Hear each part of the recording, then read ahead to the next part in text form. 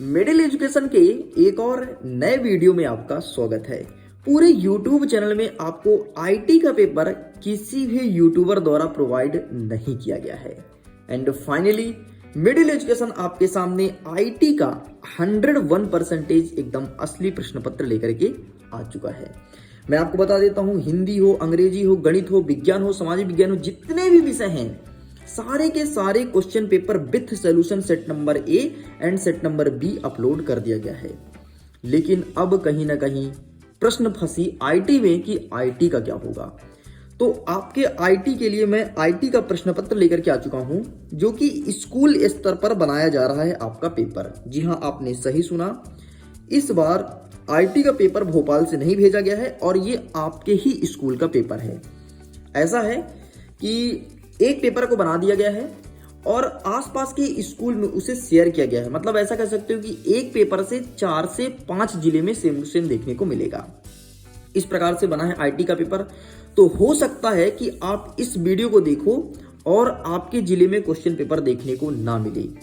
लेकिन इस बात को ध्यान रखना कि ऐसा भी हो सकता है कि इस वीडियो को तुम देख लिए और 100% आपका यही पेपर देखने को मिल जाए।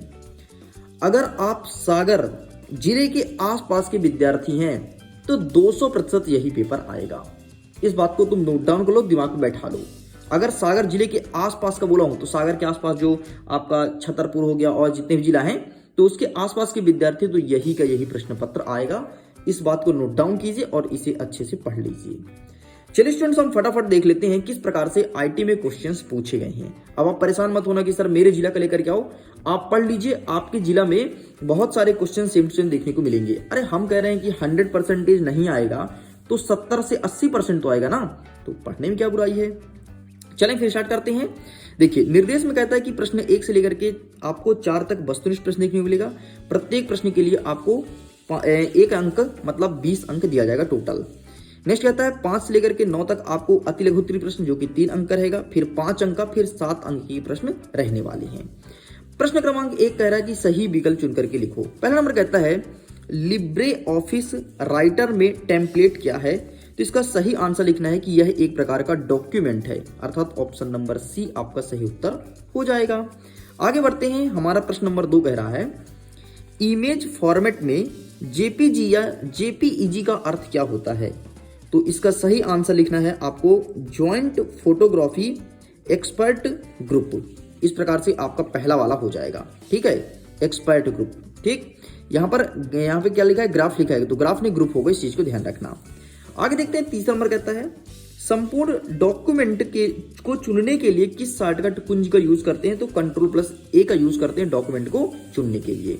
आगे बढ़ते हैं। चौथा नंबर कहता है स्टाइल मेनू को एक्सेस करने के लिए निम्नलिखित में से किसका उपयोग किया जाता है, तो यहां पर आपके स्लाइडर बार मेन्यू का यूज किया जाता है।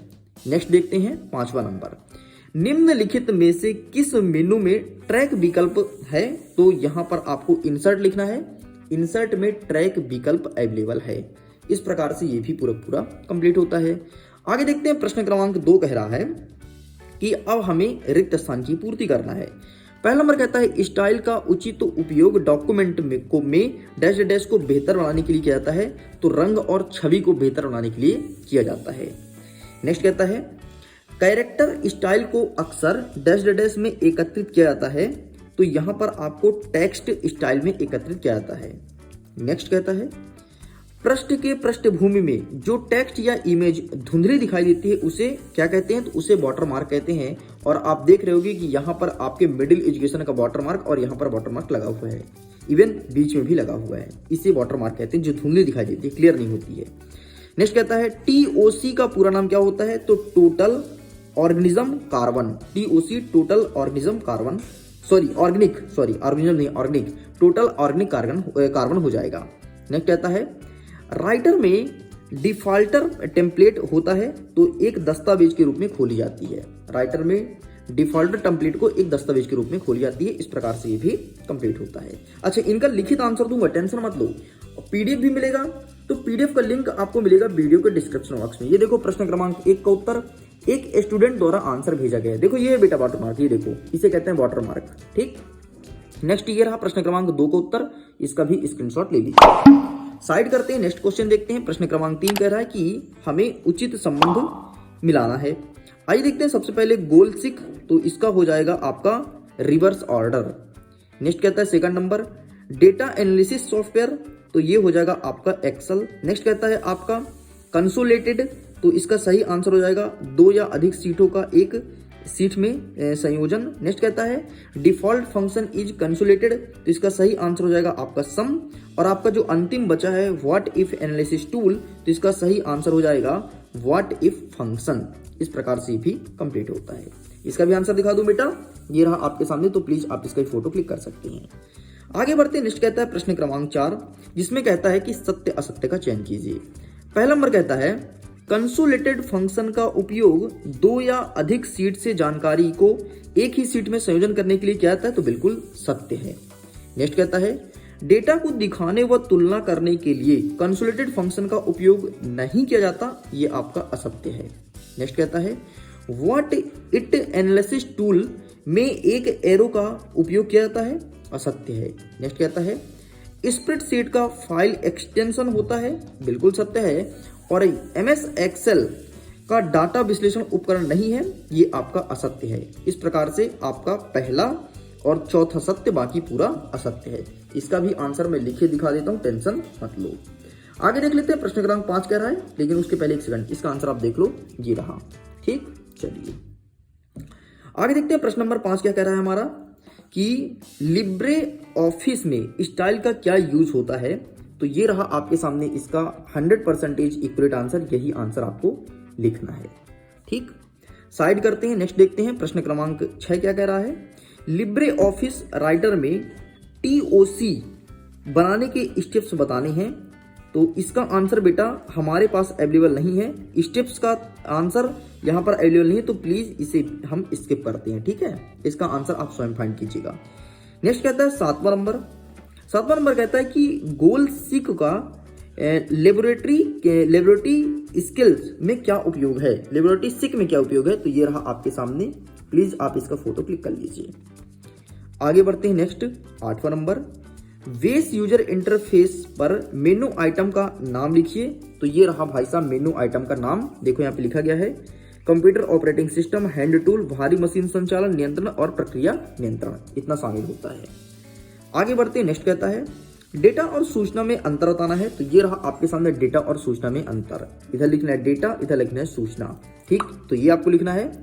आगे बढ़ते हैं। नेक्स्ट देख लेते हैं, ये रहा आपके सामने, तो आप इसका भी फोटो क्लिक कर लीजिए। डेटा और सूचना में अंतर पूरा कंप्लीट होता है। चलिए आगे बढ़ते हैं।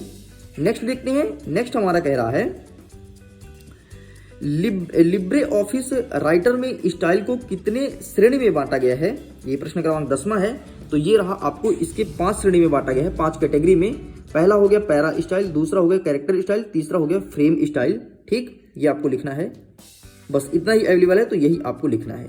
ठीक है, तो 2 कैटेगरी यहाँ पर छूट गया है, आई थिंक PDF में अरेंज नहीं हो पाया है, तो लिंक डिस्क्रिप्शन बॉक्स में PDF के थ्रू आपको प्रोवाइड करा दिया जाएगा। आगे बढ़ते। नेक्स्ट हमारा कह रहा है 11वां नंबर स्टाइल और फॉरवर्डिंग विंडो को एक्सप्लेन कीजिए, तो इसका आंसर हमारे पास एक्यूरेट नहीं आ पाया है, तो इसका भी आंसर आपको स्वयं फाइंड करना पड़ेगा। नेक्स्ट देखते हैं। हमारा 12वां नंबर कहता है डेटा विश्लेषण उपकरण के फायदे बताना है, तो ये रहा आपके सामने डेटा विश्लेषण उपकरण के फायदे। पहला डेटाबेस हो गया, दूसरा सेटिंग, तीसरा हो गया फिल्टर, यही फायदा आपको लिखना है, और इसके 3 ही फायदे हैं। प्रश्न भी 2 नंबर का है, प्रश्न आपका 3 नंबर का है, तो उसके हिसाब से सफिशिएंट है। आगे देखते हैं। नेक्स्ट कहता है गोल सिक क्या है, ये प्रश्न पूछा गया है, तो ये रहा आपके सामने गोल सिक का आंसर। ठीक, आप इसका स्क्रीनशॉट ले लो, ये लिखना, या फिर किसी स्टूडेंट्स को ये नहीं लिखना तो एक और आंसर मेरे पास है, ये रहा गोल सिक का। गोल सिक क्या है आप इसे लिख सकते हो, मैं कहता हूं ज्यादा बेहतर होगा कि आप नीचे वाला आंसर लिखिए। साइड करते हैं। नेक्स्ट देखते हैं। नेक्स्ट कहता है कि हम एक तालिका में प्रथम कुंजी को कैसे परिभाषित करेंगे, तो ये रहा आपके सामने प्रथम कुंजी।